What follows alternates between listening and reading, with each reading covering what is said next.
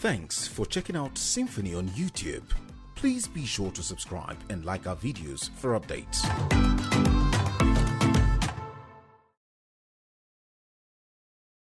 Now, it all started like a rumor, I would say, when an online media 2 weeks ago, about a week ago, did say that it obtained a copy of Electoral Amendment Bill, which looks as if there's an attempt to scuttle the transmission of election results.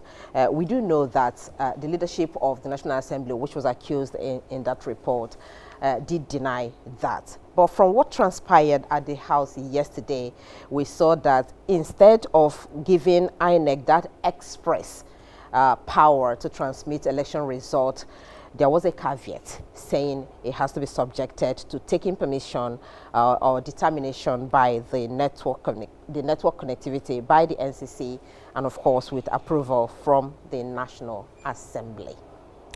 Honorable Shaba, how did that happen? Nigerians weren't expecting that. Well, once again, good morning, Nigerians. Thank you for having me. If I recall, I was here a few days ago, and we did talk about this issue of the amendment. I want to believe that a number of things have transpired that the ordinary eyes are unable to really meet. But having said that, if I recall the last time I came, I was confronted with the issue of a draft copy of the bill that seems to prohibit the transmission electronically of scores from, that's election results. At the time I came here, I made the point clear that I hadn't seen a copy of that draft, but subsequently I saw it. And it did contain that provision that seems to outlaw the transmission electronically of results from polls. But again, something perhaps happened before the House sitting yesterday. The copies I got came without that provision that prohibited. That the copy that came up for consideration came without that provision. It has been removed, and which to my mind was an improvement on the status quo as speculated by majority of the media and Nigerians at large. Where the problem came was the passage, the attempt to improve upon it by specifically making it mandatory for results from polls to be transmitted electronically. The draft as it came would seem to suggest that INEC had a discretion to play here. And that discretion will be based on the circumstances that it found itself.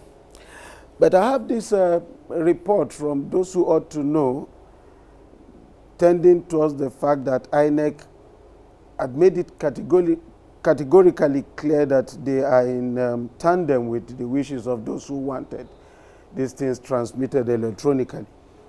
And somehow we had a lot of difficulty agreeing with one another in the chambers, and the session went rowdy, and the presiding officers in their wisdom decided that the matter be continue today. Ordinarily, we ought to have proceeded on recess yesterday, but because of the pivotal nature of that bill, and because of the importance Nigerians attach to it, the House in its wisdom decided to continue sitting today, and this time by 10 a.m. inshallah, so that we can have it done and dusted. From what I saw yesterday, it will appear as if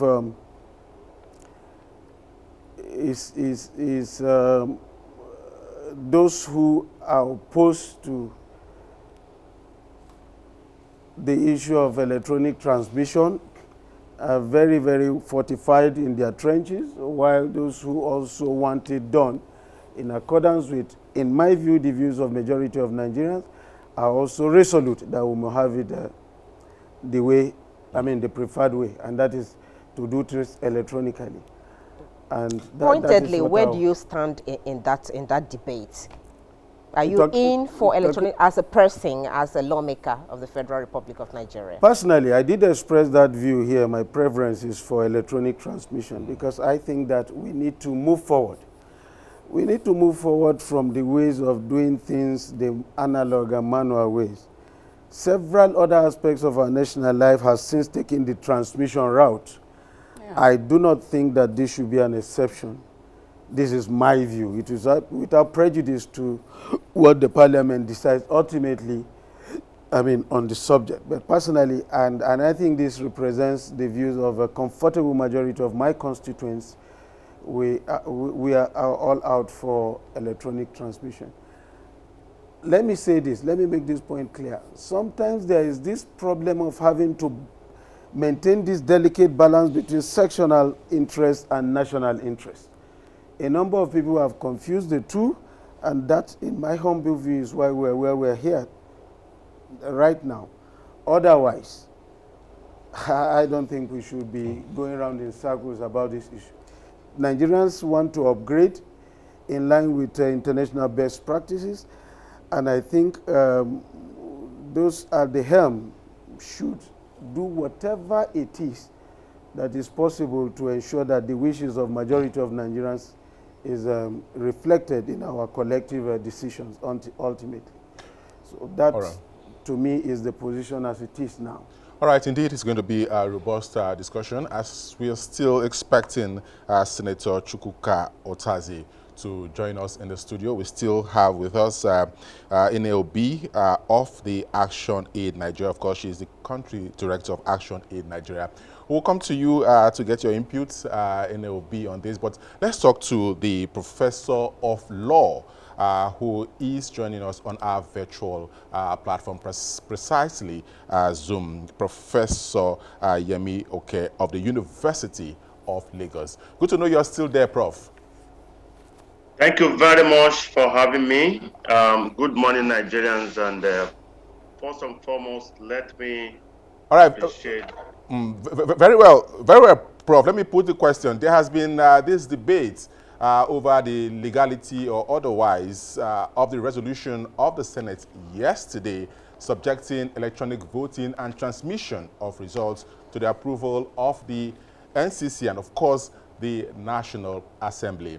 Prof, help us situate this in context. Does this offend relevant sections of the 1999 Constitution as amended, particularly Section 78 of the Constitution? Thank you very much for that question. Without missing words, the proposed amendment are subjecting express powers vested in the Independent National Electoral Commission, particularly Section 78 that we rightly referred to, is patently unconstitutional, illegal, and immoral. It shows obvious lack of decency on the part of those moving against the interest of Nigerians in having a sort of elections transmitted electronically. As the Honorable rightly said, which I really must commend him for, virtually every aspect of Nigeria now has followed the trend of electronic engagement. Money is transferred electronically. Sensitive meetings held electronically.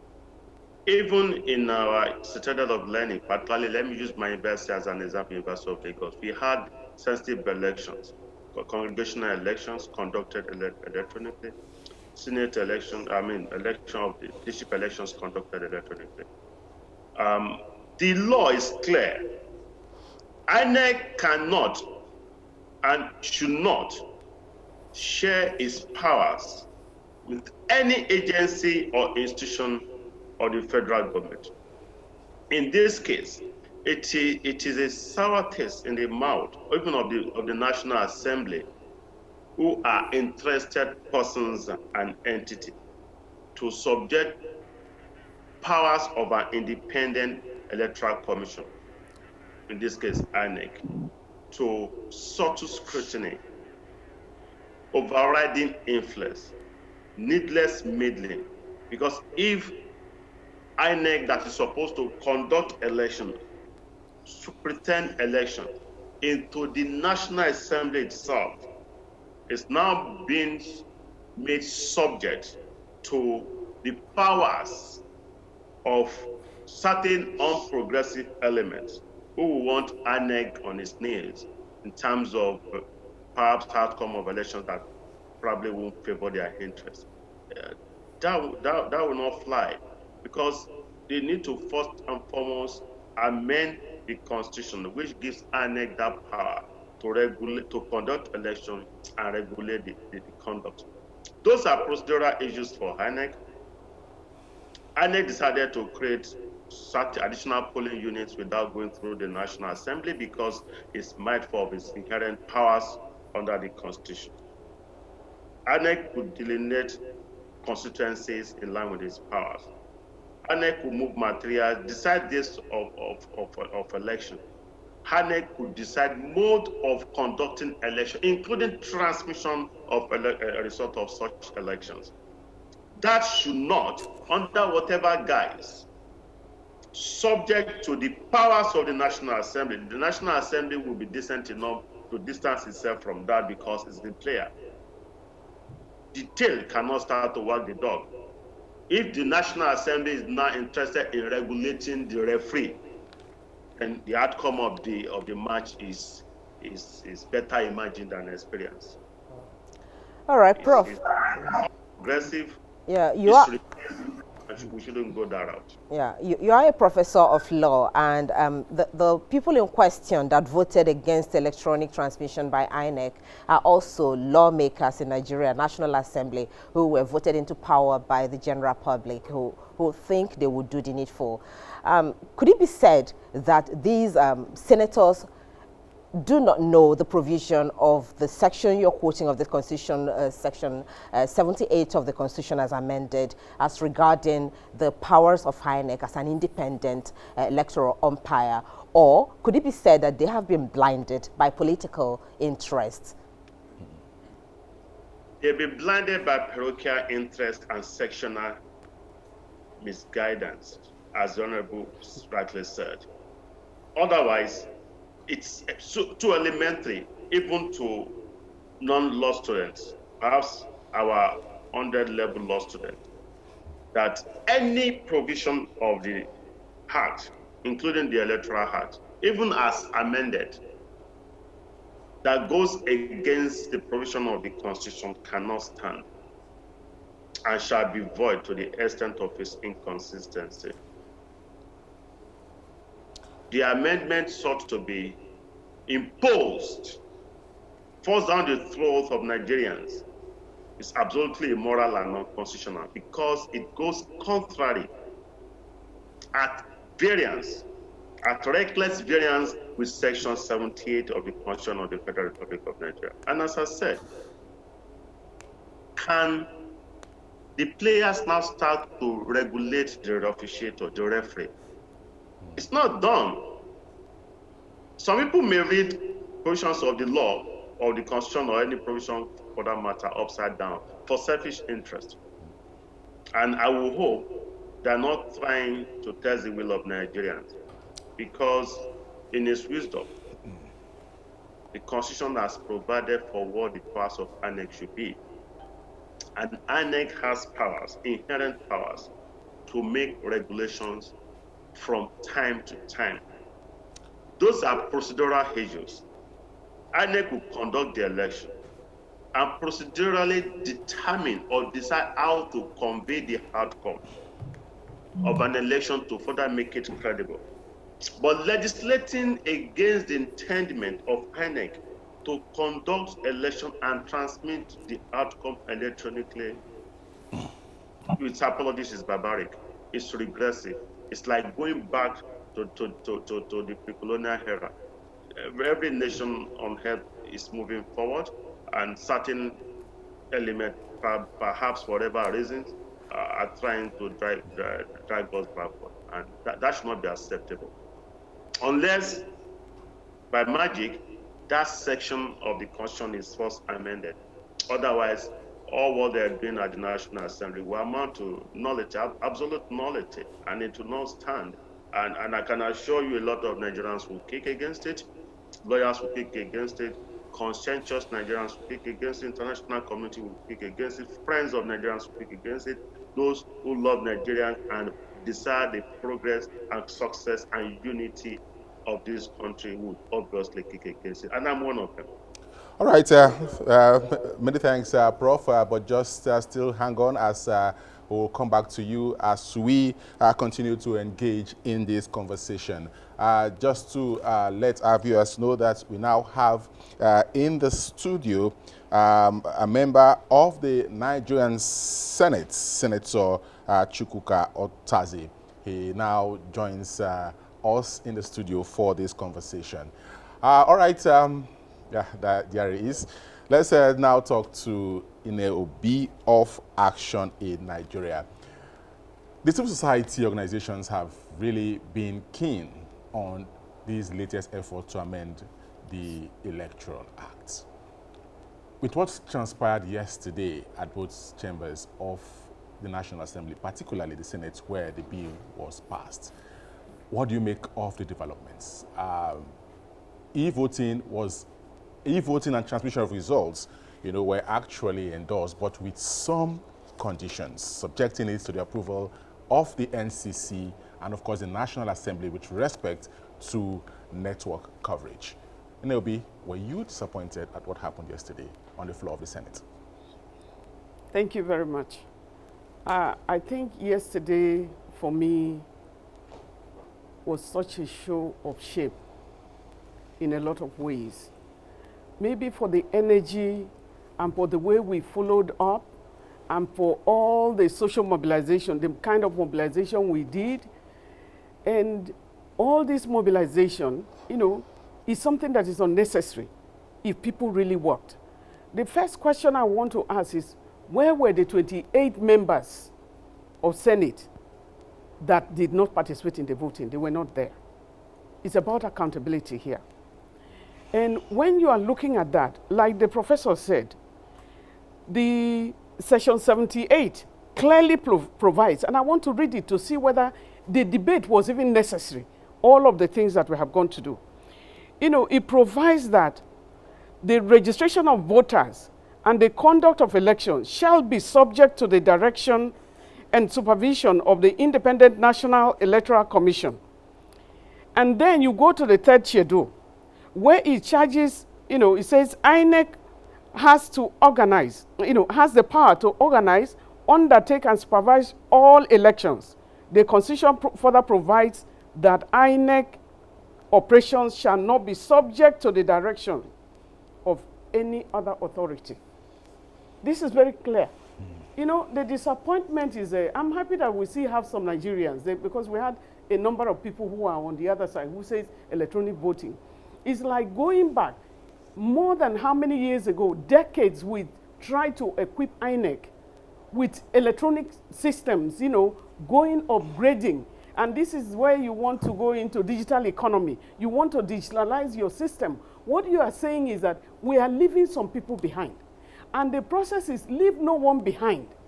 So if you are upgrading all the senators, all members of the House of Representatives, everybody is depending on electronics. Everything is under the app. Everything that we are transmitting, even their own houses, are quite, equipped. Everywhere is pulled up with electronics. And so when you now come and you say, in some areas where there is no upgrade, when you talk of no upgrade or they are not qualified, INEC even in the past, and I want to just take us back, the June 12th election, why many of us knew that MKO won the election, was that as the calculation was being done, the collation was being done, people were collating along, and it was being announced from the unit. And so we had the result. It was not announced at the end of the day. And but we knew the result, and that is why the President Muhammadu Buhari can proclaim June 12th as a day for democracy instead of the 29th of May that was originally installed, for installations. The respect for that election. And now we are going back like 20 years. Even as ActionAid, we go down, as ActionAid, we now go to the communities, the villages, to put people, into communicating with New York, participating at meetings in different parts of the world, because we believe in leaving no one behind. So what are we being told? Electronic transmission, what does it really make? And now you think Nigerians are dumb? They're telling Nigerians that you are not intelligent, that you are now telling us you have to subject yourself to NCC. NCC what? So it's a variance with the Constitution. It should be null and void. It's unconstitutional, but why would we spend our energy? Why would our representatives spend their energy to continue to be debating something that has clear provisions in the Constitution? And so we have been waiting for the electoral bill. Unfortunately, as a country director of ActionAid, I also preside over the civil society situation room, which has a membership of more than 70 civil society organizations. We had a press conference 3 days ago to commend the Senate for stepping down on Onoche's nomination. And what we thought, but we queried the principles which they based it on the principles of a federal character. We were thinking Nigerians are crown outlined and saying that when you are in partisan politics, you would have no basis in INEC. So we congratulated, we were, heralding, and I granted a press conference which specifically was to thank Senate. I didn't know that, all we are saying is that we are not important. We the people, we belong together. We need to know that they are not going to be on stage tomorrow. Nobody is ever on stage forever. And so they need to come back. This is the time for restitution. This is the time for repentance for every one of them. If you are making a variance, because many of the members of the Senate, a number of them are former governors. Many of them committed so much atrocities, they've never been prosecuted. That place has become a safe haven, and you are taking decisions. And one of the things that the Senate president mentioned, he said, can you imagine that his number was shared, about 900 messages he got in 1 hour or whatever, but he is saying, go back and lobby your people, lobby your members. Why would, even if he got 10,000 messages, they are representatives of the people. It's very disappointing, to say the least. It's so frustrating right now, but we, the people, will defend the Constitution of Nigeria. We'll go to court, we'll go to everywhere we are with the people. They should also realize that they were chosen by the people. And why would you be defending electronic transmission at this time? Why did we start with the card readers? It was the same Senate and also the Parliament that said, move on, equip yourself. They voted for equipment of INEC. Now we are going on, voter registration is going on now. Everything is electronic. Even those who are in the local communities are registering, going through registration. There has been provisions for this registration. So why would you come up and tell us that? We are very disappointed at them, but I'm happy there are some Nigerians there that are still saying, no, we have to go, or yes, we have to go with electronic voting. But they went and did amendment in a way, like the honorable said. He pointed out, he said, when we got the message that, when we got the whim that there was a change to section 52, clause 2, subsection 2.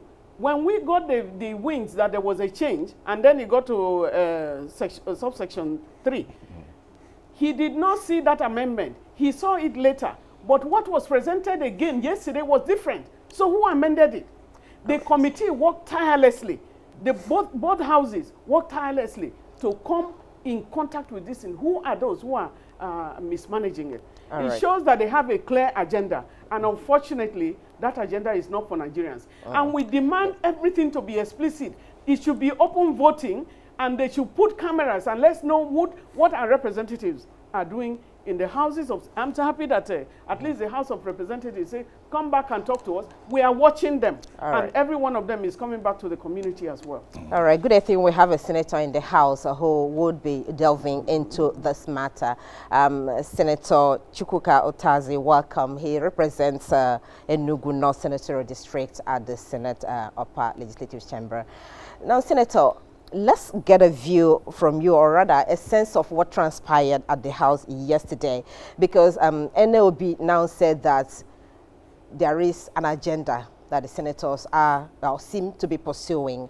We don't know what that agenda is, but first of all, it was a bit worrisome for Nigerians that even the Senate committee chairman who tabled the report at the House yesterday also voted against himself. What does this portend, and what exactly are the senators up to? Well, thank you for having me on this morning on AIT to throw light into what happened yesterday at the floor of the Senate of the Federal Republic, where we discussed and deliberated on the amendment, the repeal and the repeal and the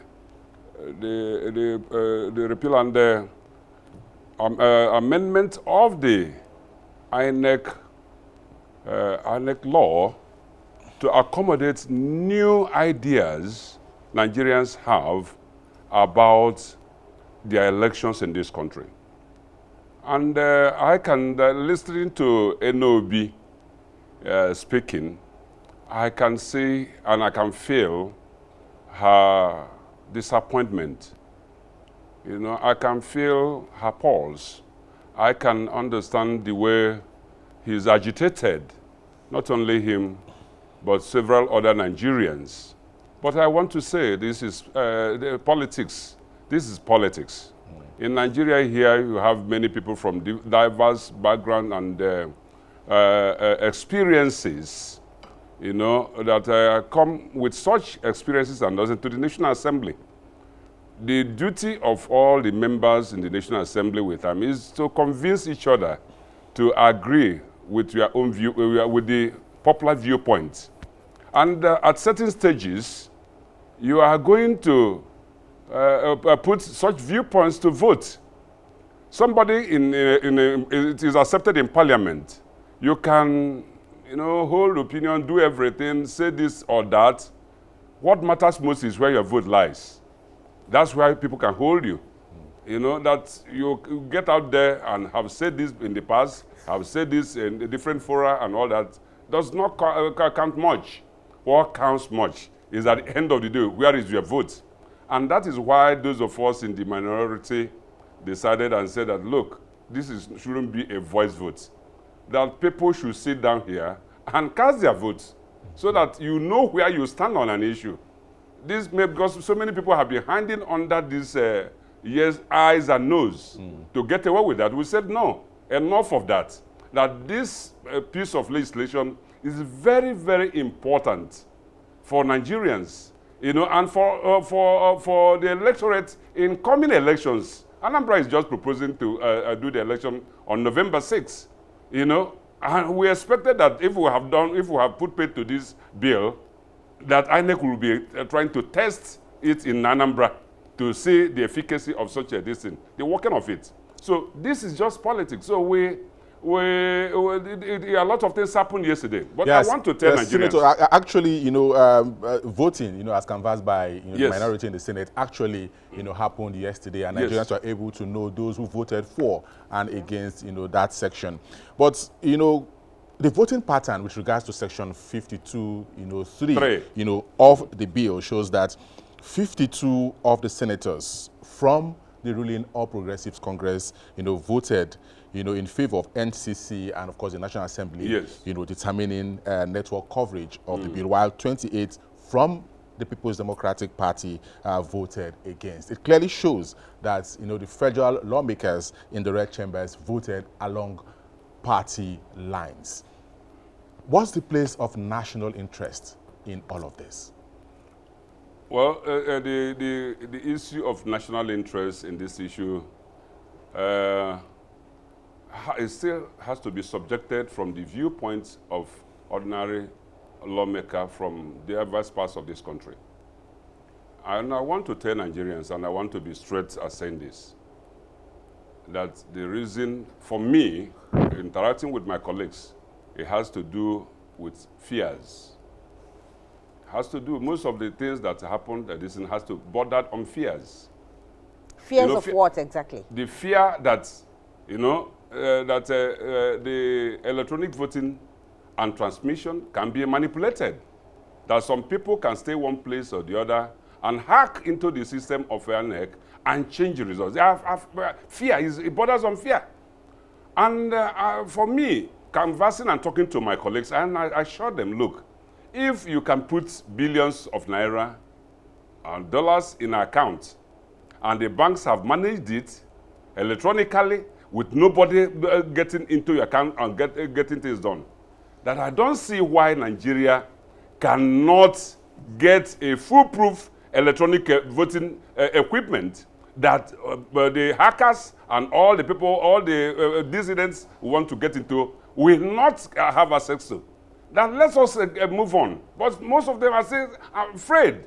They are fearful that things are. And secondly, the issue of coverage. Of course, we know what the Boko Haram have been doing in the northeast, northwest, and even north central.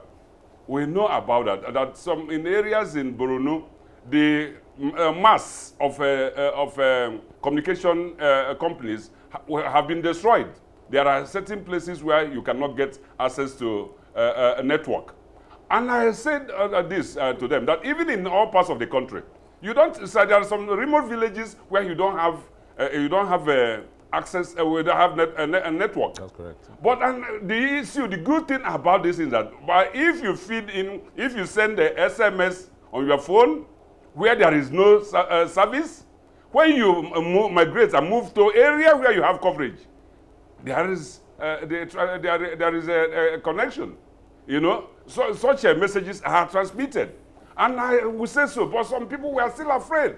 They don't want it. They were not that they don't want electronic transmission, but they want that clause. And I said, in that section, even the section 50 sub 3 was more than enough to take care of all those things. That's why we stood our ground and said, no way. That was more than enough, because in there, we didn't say shall, the INEC shall. We said may. So in cases where you have issues, security problem, like maybe attack during the election that the people cannot get there, it happened in the Borno when most of the areas were not covered. The INEC devised means of going to the IDP to conduct election, which they would have done in the rural and certain areas of the community and or the state. And they still do it. So why don't you allow INEC to continue with that discretion?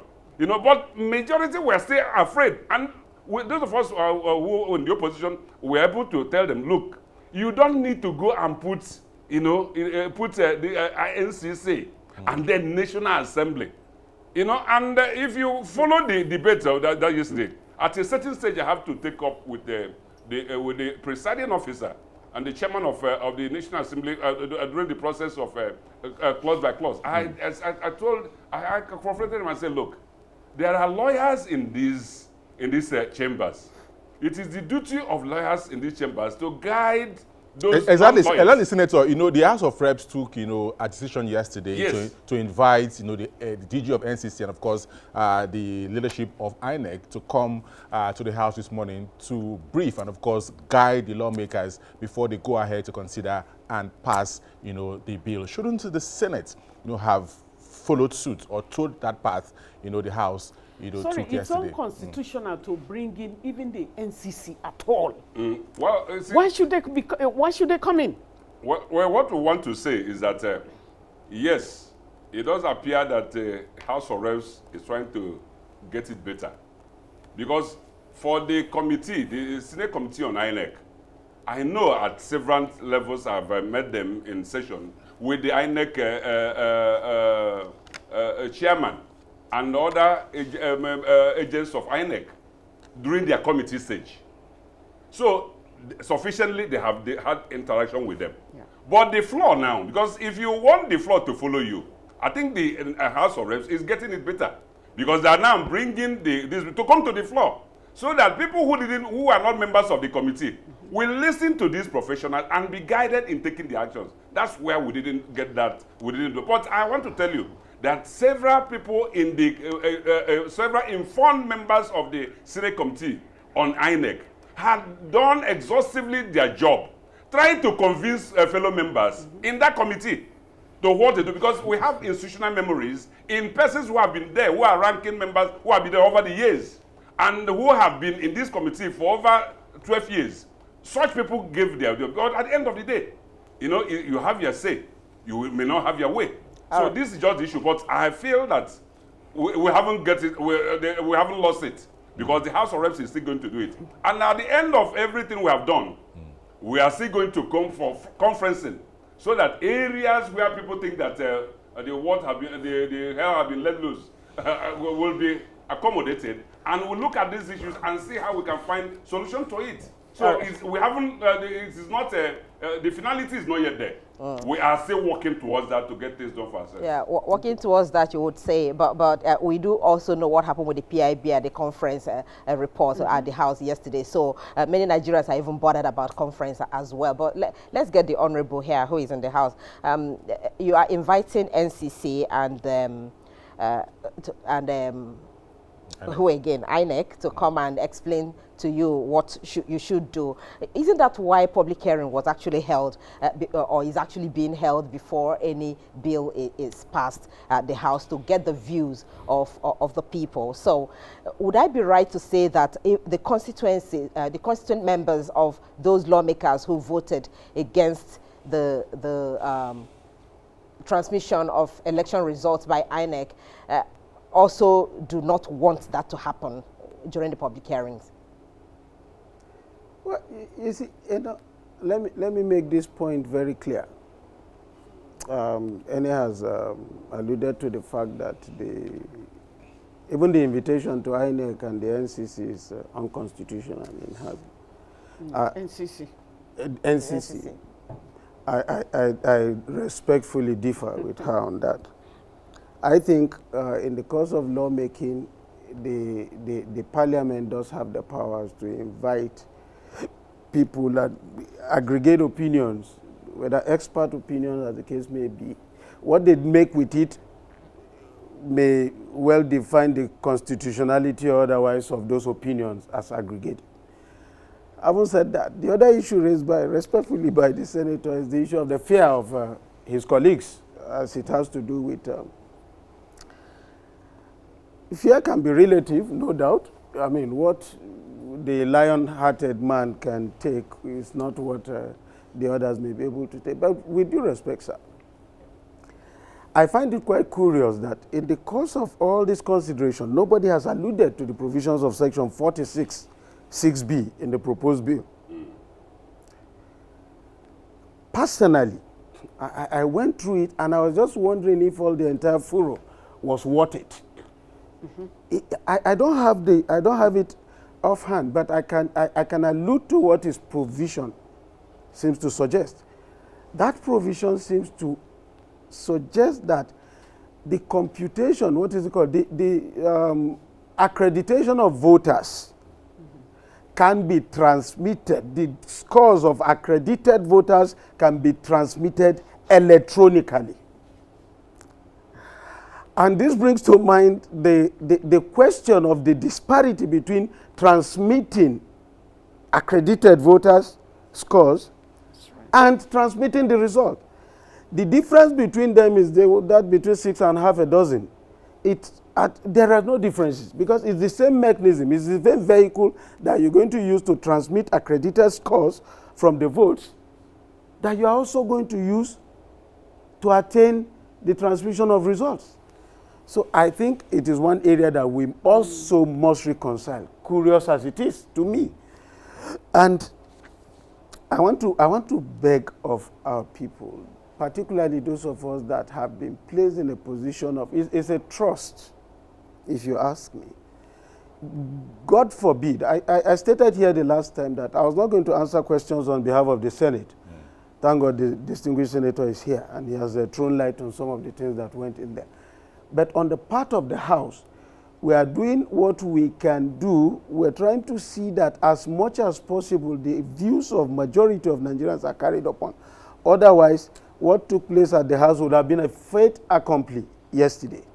So moving forward, I want to see the House. Of course, the conferencing has to come, whichever way we look at it.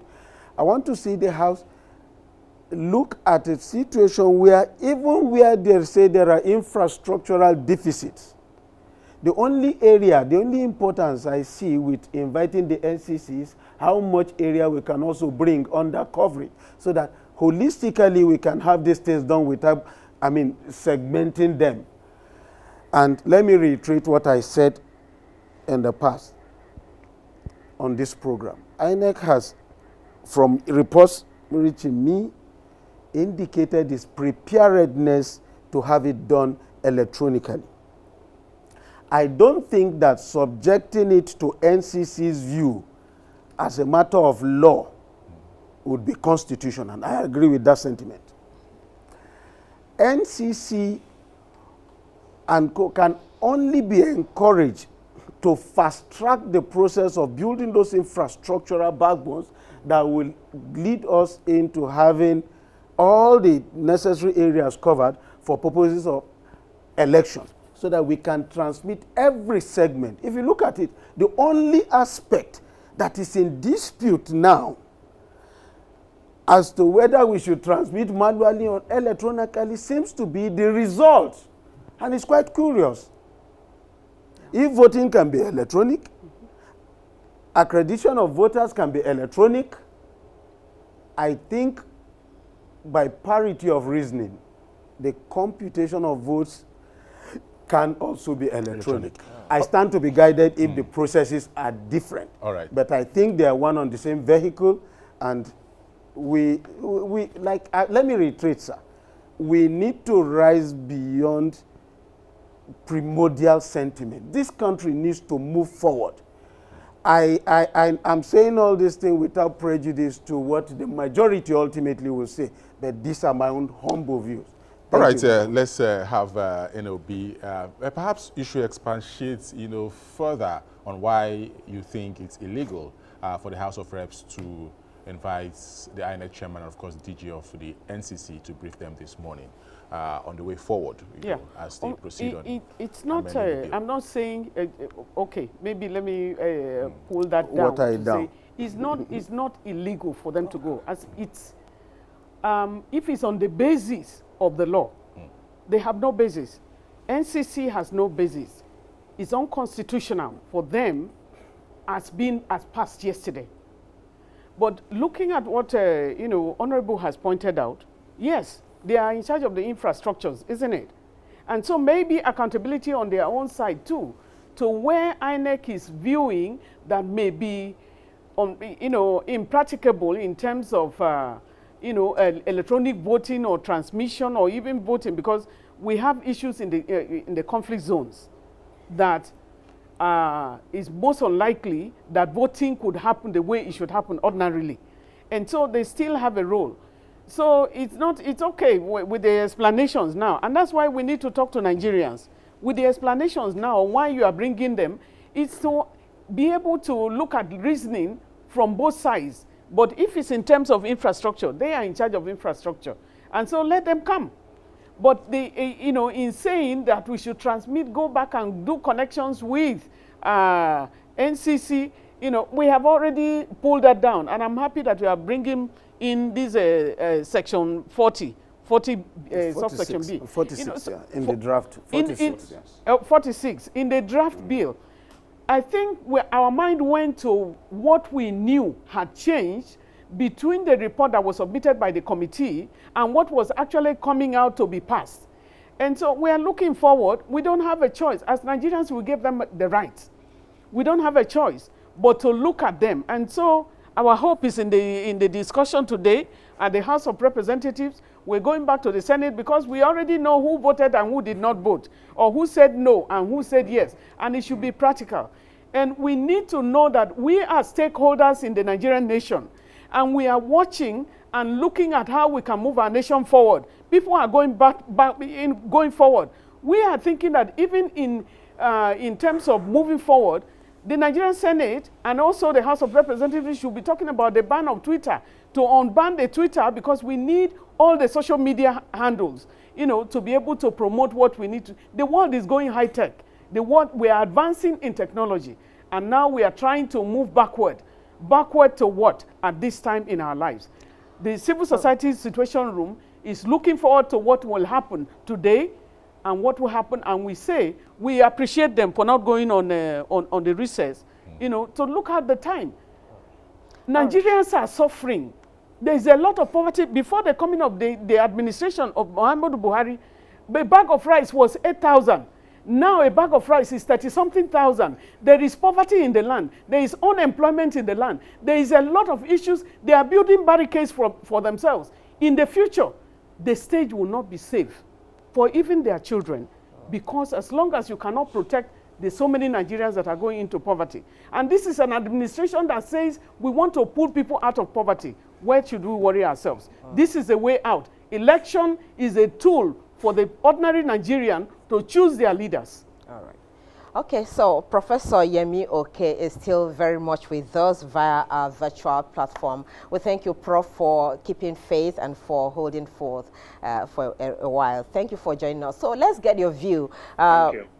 All right. The members of the House of Representatives are inviting INEC and NCC today to talk to them as to the practicability of using electronic transmission in some places where some of the senators has raised eyebrows, saying network connectivity is a problem in those areas, particularly due to insurgency. What are your expectations from the lawmakers and from that meeting today? Thank you very much. Let me quickly react to the position of the senator before I go to what appears a laudable position of Honorable Sabi Ibrahim. The fear of hijacking resource, which the senator said seems to be the basis for apparent unwillingness of some members of the Senate. It is needless, it is misplaced and unfound. Let's compare the fear, of course, because you know, that's a personal thing. Compare that to the risk of hoodlums, certain criminal elements hijacking resource of an election or manipulating it if it's not done electronically. We also talk about certain villages being remote. Let's identify those remote areas that could not be covered. Let's isolate them.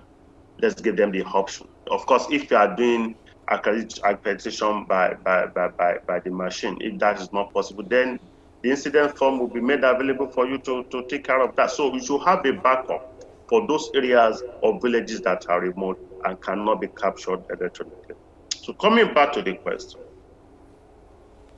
I commend the House of Reps of the Federal Republic of Nigeria. I see serious wisdom in what they're saying. Even the senator gave credence to the ingenuity of the position taken by the House of Representatives compared to below the expectation of Nigerians that the senators displayed yesterday. There's no problem. I don't see any problem inviting NCC. I would rather we don't have to invite them, because NCC is one of the institutions that may provide backup arrangements to INEC to conduct a credible, free and fair election. It's okay if what NCC will be coming to say is their ability or readiness to give technical backup to enable INEC transmit electronically. But we also need to invite the police. We also need to invite the Nigerian Army. We also need to invite the Director General of NYSC and every other bodies and agencies that will probably play one role or the other in a crucial election that we're about getting into. I don't have a problem with inviting NCC, but we shouldn't make it appear as if NCC is the only relevant institution. But if that is particularized to the current amendment being proposed by the National Assembly, then beyond confirming their willingness, NCC should have nothing to say to that. But I'm worried that we seem to be going backward when other nations are going forward.